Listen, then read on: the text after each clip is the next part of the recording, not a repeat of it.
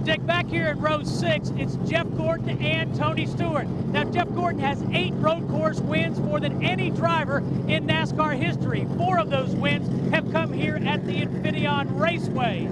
He was leading last year before a bad transmission knocked him out of a chance to win the race. They have switched to a different transmission here this weekend. Big picture, Jeff Gordon has dropped out of the top 10 of points. He needs a win here. You have to be kind of talented, have the versatility. I think is what makes Tony Stewart and Jeff Gordon so good at these places. It's definitely a real challenge for the drivers to go from oval tracks and being in these big, fast corners to driving in a corner, hard braking, downshifting, and then shooting back out of the corner. DW, best I can tell, I don't know what to tell you to expect here on lap 1, so you better reach over and pull those belts tight one more time.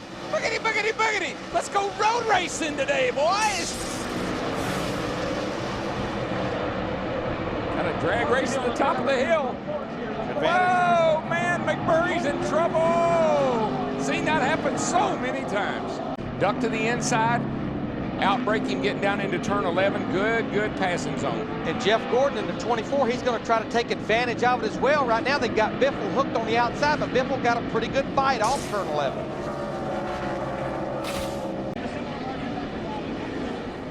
Jeff Gordon battling, or actually he's gotten past Casey Kane, and that'll move him up into 8th place.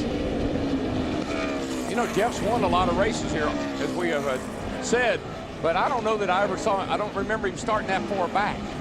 And that makes it even more different. That makes it difficult. But there's certainly a reason he started that far back. He was off the racetrack almost all the way from turn 8 to turn 10 in qualifying. He draws a bead on Mark Martin. Now they're about 7 seconds behind the leader. Jeff Gordon in 7th, Mark Martin in 8th. Pass for 6th place. Jeff Gordon has just worked to the inside of Boris Said, who had been chasing Tony Stewart but fell back into Gordon's clutches. It almost appears to me, Mike, that Boris is having a brake problem. Something happened to him in these tight turns. To them so they can kind of work on it.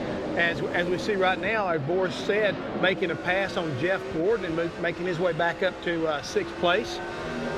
The road race ace. But all these guys, Chris, you know, we're getting close to a pit stop here, maybe about 10 laps away. Is between turns 10 and 11 here. You come all the way around the outside of 11, and half the pit road is before turn 12, half of it's after. 24, Jeff Gordon is in. Now Steve Letarte was going to try to tighten him up, pull both spring rubbers out of both rear springs. His car is extremely free. Got spun out there, Jimmy. Jeff Gordon coming up into the lead battle. 3rd place right there. Looks like they've adjusted on his car today and made it a lot better because he is moving now. Yes, he is. He had spent in excess of $400,000, more than he ordinarily would spend to get into an automobile race, just to try to win this thing. His driver, Fellows, has won in NASCAR's Busch Series, in the Craftsman Truck Series, finished 2nd twice in the Cup Series. But with all the problems that they have had today, the most serious is the chassis. That expensive new chassis just hasn't hooked up. Well, the biggest... Gordon in the 24 on the move. DW said the car loose everywhere. Meanwhile, the other Gordon, Robbie. Leader Ryan Newman has company coming. Jeff Gordon has climbed to 2nd spot, and Kurt Busch to 3rd. Kevin Harvick back to 4th. And just to go back to Ron Fellows, what Ron Fellows needs is what Tony Stewart got a while ago. He's still on the lead lap. He just needs a caution to get caught back up. But he needs it pretty quick because this race is going to go by in a hurry. I tell you, it's going to go by in a hurry when that 24 jumps up there and takes the lead because he's setting a blistering pace right now. And they have definitely improved his car. No question about Jeff being a great road racing driver. So he's coming up there. He's got to get the lead here shortly. Newman's lead and Jeff Gordon's lead over Ryan Newman has grown to 1 second, Matt. Right now, the top 3, Mike, just trying to be patient. Now, Gordon can hold on and score a victory. It'll be the 2nd time in his career that he's had to wait until outside of the first third of the season to score the season's first win. Now, the car's still on the free side, while the guy in his mirror, Ryan Newman, in the 12, his car, like Gordon, free on exit, while the 2 of Busch on the tight side going down into 1.